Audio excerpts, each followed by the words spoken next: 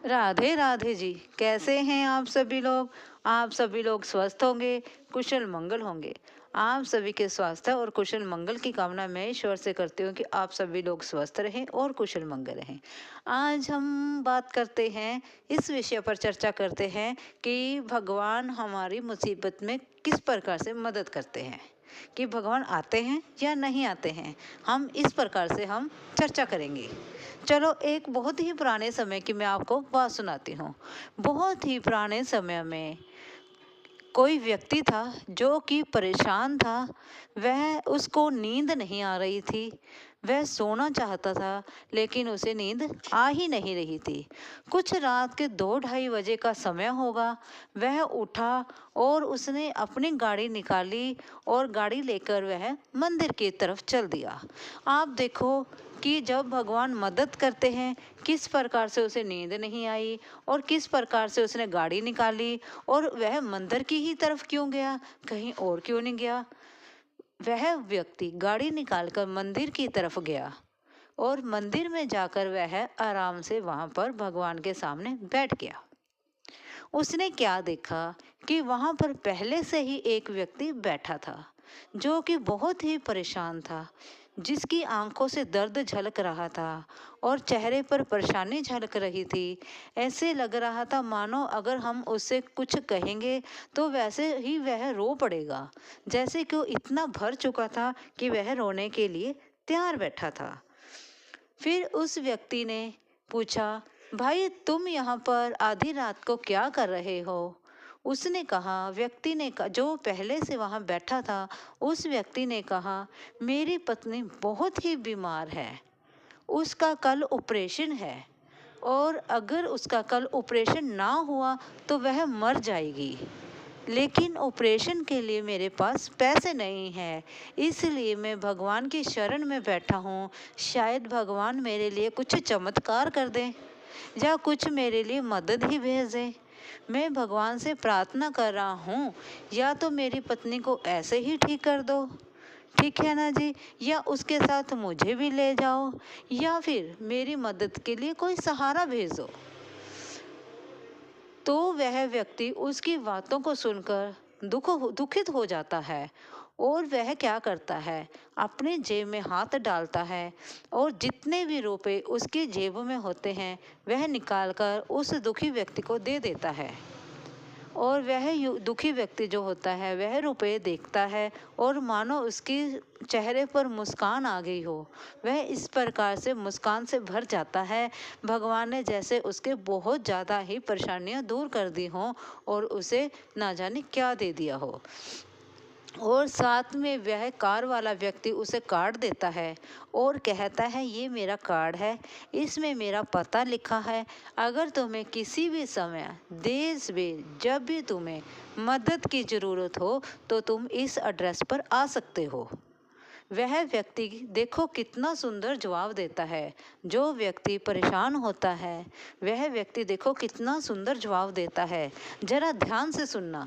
वह कहता है कि इसकी मुझे ज़रूरत नहीं है, यह कार्ड आप रख लीजिए, इसकी मुझे ज़रूरत नहीं है क्योंकि मेरे पास पहले से ही पता है।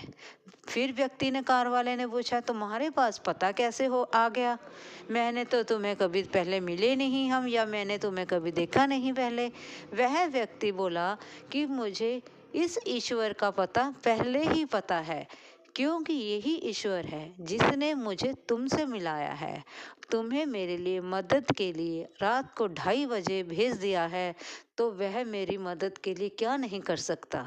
इसलिए आप यह कार्ड रख लीजिए। मुझे इनका पता मुझे मालूम है, इनके ज़रिए मैं आप तक पहुंच जाऊंगा। इस प्रकार से ईश्वर ने उस दर्द में भरे व्यक्ति की मदद की। और आप सभी इस कथा से यही सोचो जरा, भगवान हमारी मदद किस प्रकार से करते हैं। आप सोचो, भगवान किस रूप में आते हैं हमारी मदद के लिए कि हमें पता ही नहीं चलता कब आए और हमारी मदद कर कर चले गए।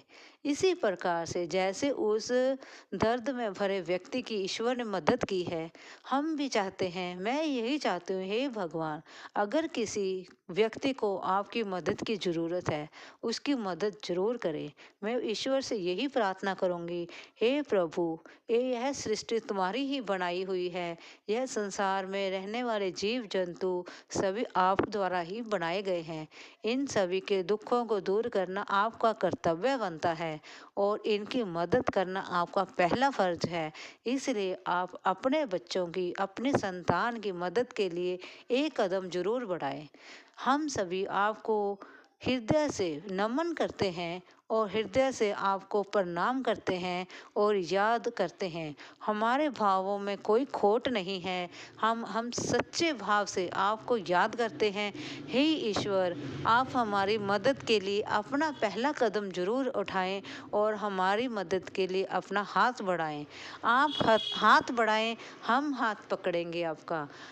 इसलिए हे ईश्वर, हम सभी की मदद करें, हम सभी के दुखों को दूर करें, हम सभी की सहायता करें, हमें अच्छा मार्ग दिखाएं ताकि हम उस मार्ग पर चलकर हम इस अच्छे संसार का निर्माण कर सकें। हम बात करते हैं जगन्नाथ भगवान जी की।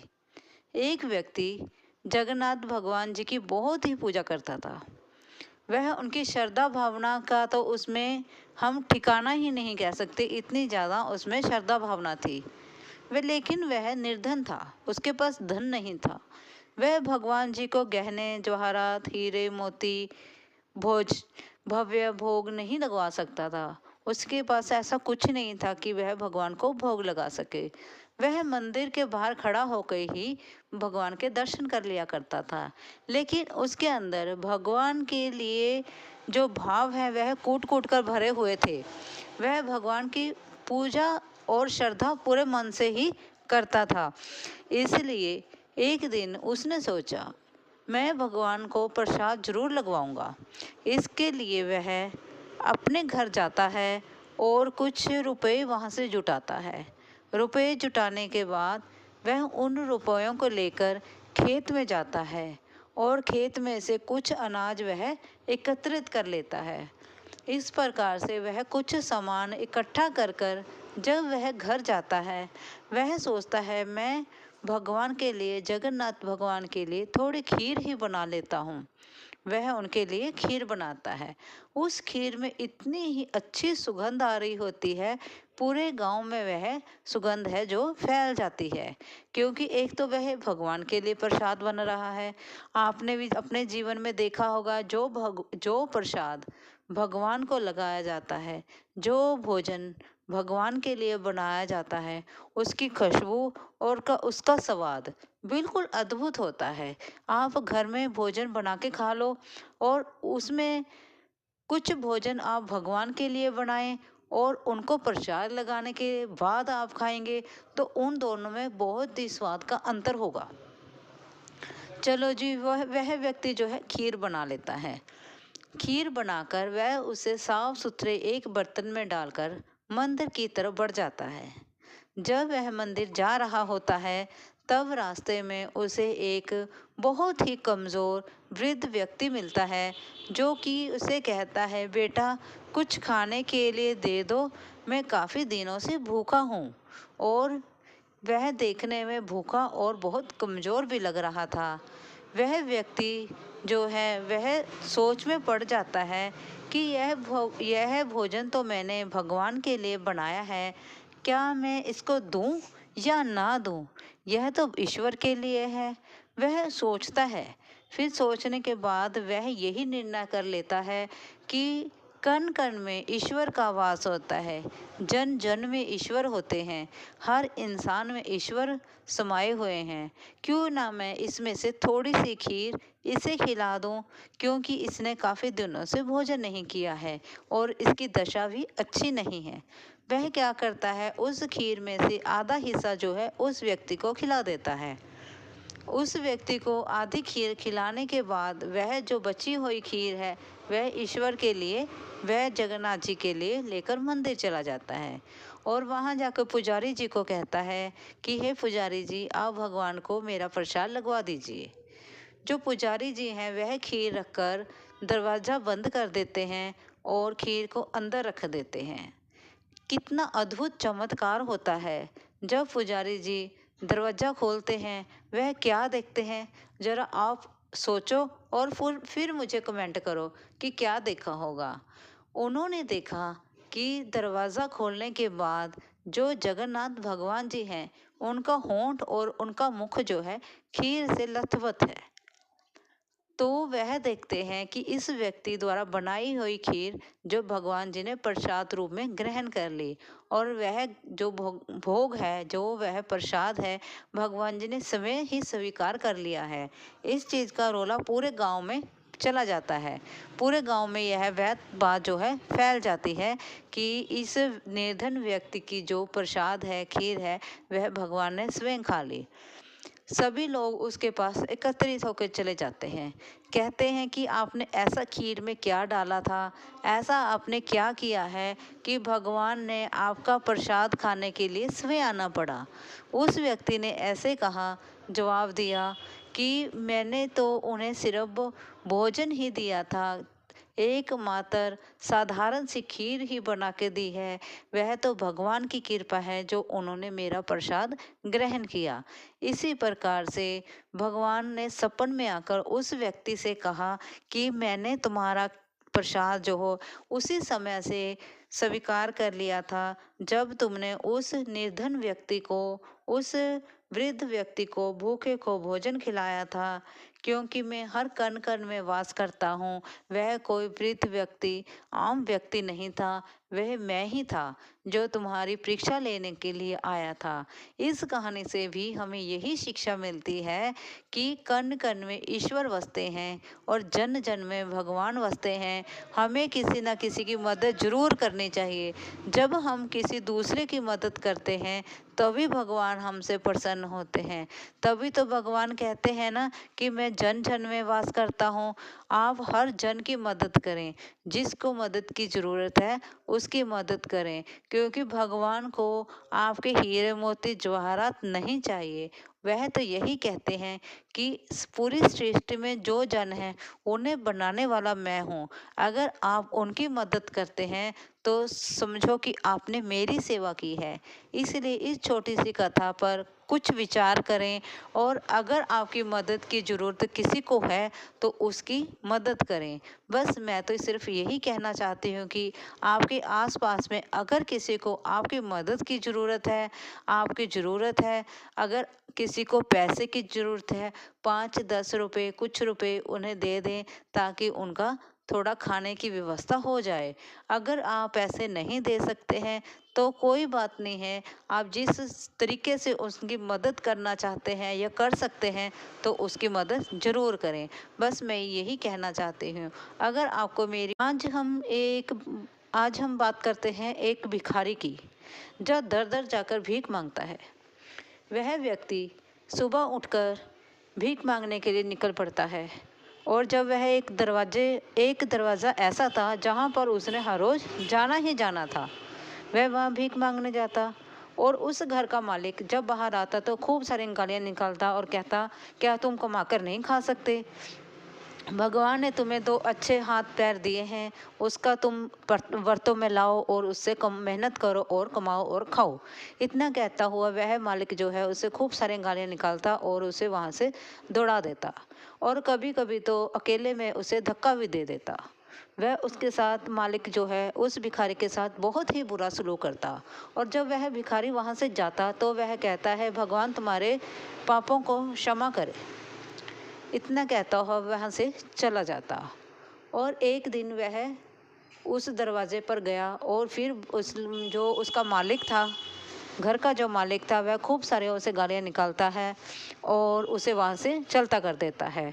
जब वह भिखारी वहाँ से जाता है तो वह मालिक क्या करता है, उस भिखारी का पीछा करता है कि ये कहाँ जाता है, उसे कौन कौन भीख देता है। जो जो व्यक्ति उसे भीख देता है तो वह उसको भी गालियाँ निकालता है। इस प्रकार से वह जो व्यापारी होता है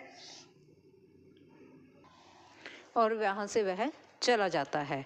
इस प्रकार से जब वह व्यक्ति जो मालिक होता है उसका पीछा कर रहा होता है, देखता है कि भिखारी अपने घर पर पहुंच जाता है और उसका घर जो है बहुत ही खस्ता हालत में होता है। टूटी हुई चारपाई पर उसकी पत्नी पड़ी होती है जो बहुत ही खस्ता हालत में होती है। वह अपनी पत्नी के पास जाता है। उसकी पत्नी कहती है कि तुम आ गए हो, क्या लाए हो? वह कहता है कि मुझे आज कुछ नहीं मिला है, सिर्फ आधी रोटी है, वो भी बासी है, और पैसे तो मुझे कुछ नहीं मिले हैं। वह पत्नी जो है वह आंखों में आंसू भरकर कहती है, चलो जो ईश्वर की मर्जी है। वह आधी रोटी का भी 2 हिस्से करते हैं, थोड़ी थोड़ी दोनों ही खाकर सब्र का घूंट भरकर वह बैठ जाते हैं। और वह जो भिखारी होता है वह पत्नी से कहता है कि कभी वो दिन याद करो जब हम बहुत ही शाहूकार होते थे और हमारे घर पर लोग भिखारी मांगने आते थे, तब मैं उनको कितनी ही बद्दुआ देता था। और वह भिखारी हमें उस बद्दुआओं के बदले में वह कहता था कि तुम्हारा भी कभी ना कभी तुम्हें यह दिन देखना पड़ेगा। इस प्रकार कहता हुआ वह भिखारी वहां से चला जाता था। उस भिखारी की वह बद्दुआ जो हमें लग गई है और हम कहाँ से शाहूकार से आज हम भिखारी बन गए हैं। लेकिन आज जो समय है मैं किसी को भी बद्दुआ नहीं देता हूँ। अगर मुझे लोग गालियाँ देते हैं तो मैं कहता हूँ भगवान तुम्हारे गुनाहों को माफ़ करे। इतना कहता हुए मैं वहाँ से चला जाता हूँ। वह जो वह मालिक होता है वह छुपकर उनकी बातें सुन रहा होता है। अगला दिन आता है, तब भिखारी फिर उसके दरवाजे पर भीख मांगने जाता है। तब वह व्यापारी जो होता है वह मालिक जो होता है उसे गालियां नहीं देता है और उसे आदर से उसके लिए जो रोटी वह पहले से ही निकाल कर रख देता है वह उसे देता है, और दाल सब्जी भी देता है और पीने के लिए पानी भी देता है। और उसकी बातें सुनकर जो वह रात को उसकी चुप कर बातें सुनता है उस बातों का उस व्यापारी पर असर होता है। तो वह व्यापारी आंखों में नम आंखों के साथ उस भिखारी को खाने के लिए देता है, और भिखारी जो होता है उसका बदला हुआ रूप देखकर वह हैरान हो जाता है और वह वहां से लेकर चला जाता है। खुशी के मारे भिखारी का तो ठिकाना ही नहीं रहता। इसी प्रकार से हमें इस कहानी से यही शिक्षा मिलती है, किसी की बद्दुआ ना लो। किसी की अपशब्दों का आप पर बहुत ही असर होता है। अगर किसी की बद्दुआ हमें लग जाए तो बहुत कुछ बदल सकता है। इसीलिए कोशिश करें कि दिन में हम किसी से बद्दुआ ना लें, और अगर हम किसी की दुआ नहीं ले सकते तो बद्दुआ भी ना लें, क्योंकि बद्दुआ जो होती है वह इंसान को कहां से कहां पहुंचा देती है। करोड़पति को भी मिट्टी में मिला देती है। बद्दुआ बहुत जल्दी काम करती है। अभी जहां तक दुआ जो हम लेते हैं 100 में से 1 इंसान की दुआ हमें लगती है, लेकिन बद्दुआ जो है वह जल्दी वर्क करती है, जल्दी ही काम करती है। इसलिए कोशिश करें कि हम अगर किसी का भला नहीं कर सकते तो किसी का बुरा भी ना करें। कहीं हमें किसी की अगर बद्दुआ लग गई तो हमारा कुछ भी नहीं बचेगा। इस कहानी से तो हमें यही शिक्षा मिलती है, अगर भगवान ने हमें कुछ दिया है तो अगर हम किसी की मदद करना चाहते हैं तो करो, अगर नहीं करना चाहते तो किसी की बद्दुआ मत लो। भगवान को याद करो, उसका सिमरन करो। हम सभी उसी की संतान हैं और भगवान ने हमें बनाया है तो कुछ सोचकर ही बनाया है, क्योंकि भगवान द्वारा बनाई गई कोई भी चीज़ व्यर्थ नहीं जाती है। ईश्वर वही चीज़ बनाता है जो इस धरती पे जिस चीज़ की ज़रूरत हो। इसलिए इन शब्दों को थोड़ा दिमाग में रखते हुए अपना काम करें कि किसी की हमने बद्दुआ नहीं लेनी है। बोलो प्रेम से बोलो। एक ऋषि जो प्रातःकाल उठते ही समंदर के किनारे भ्रमण करने के लिए चले जाते हैं। जब वह समंदर के पास भ्रमण करने के लिए जाते हैं, वहाँ क्या देखते हैं? वहाँ देखते हैं एक व्यक्ति जो है वह एक औरत की गोद में सर रख के लेटा हुआ होता है और उसके पास ही एक मदिरा की बोतल पड़ी होती है। ऋषि जो है वह सोचते हैं कि कितना ही यह व्यक्ति कितना ही विलासी और कितना ही तामसी है। यह सुबह सुबह ही स्त्री की गोद में सिर रखे लेटा है और शराब पिए हुए है, क्योंकि उसके पास शराब की बोतल पड़ी थी, इसलिए ऋषि ने ऐसा सोच लिया। कुछ ही समय बाद जोर जोर से आवाजें आने लगी, बचाओ बचाओ की आवाजें सुनाई देने लगी। चारों तरफ ऋषि ने और उस व्यक्ति ने देखा कि आवाजें कहाँ से आ रही हैं।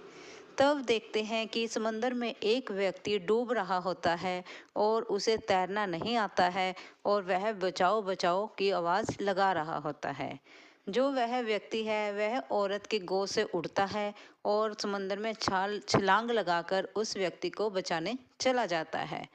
कुछ समय बाद, कुछ क्षण बाद वह व्यक्ति जो है, वह तामसी व्यक्ति, वह व्यक्ति जो है उस डूबते हुए व्यक्ति को बचाकर समंदर के किनारे ले आता है।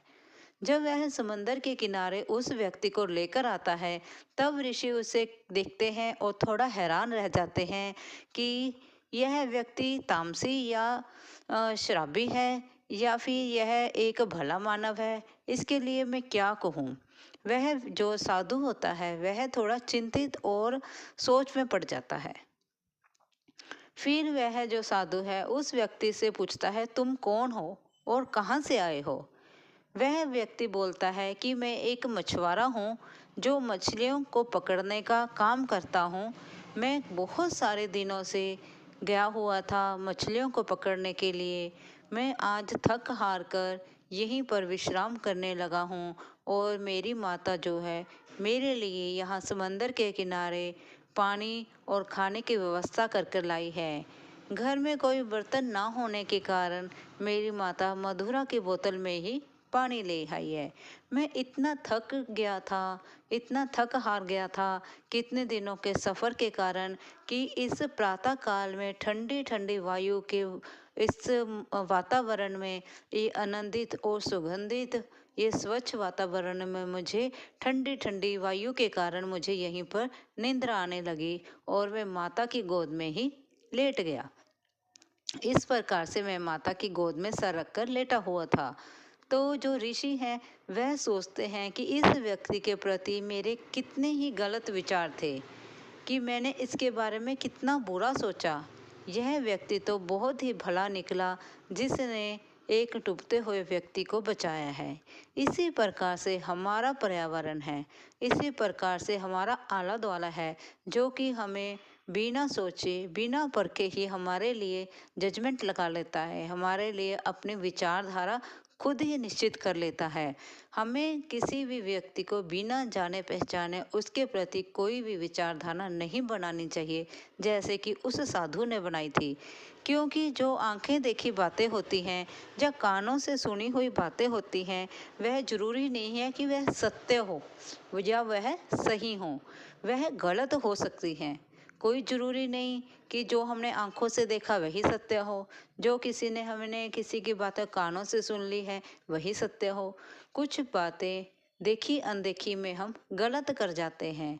इसलिए हमें किसी दूसरे के प्रति अपनी विचारधारा बनाने से पहले हमें उसके बारे में पूरी तरह से सोच विचार कर लेना चाहिए, जान लेना चाहिए, फिर उसके प्रति हमें विचारधारा रखनी चाहिए। अगर हेलो माय यूट्यूब मेंबर्स, आप सभी का मेरे यूट्यूब चैनल पर आपका स्वागत है। मैंने आप सभी के लिए मेंबरशिप ऑन कर दी है। आप चाहें तो मेरी मेंबरशिप भी ले सकते हैं, और मैंने अपनी वीडियो में कुछ आर्टिकल्स के लिंक डाले हैं। आप चाहें तो मेरी पसंदीदा वह आर्टिकल्स देख सकते हैं और ख़रीद भी सकते हैं। उस लिंक पर जाएं और आर्टिकल देखें, पसंद करें और ख़रीदें। आप सभी का बहुत धन्यवाद होएगा। Thank you ji.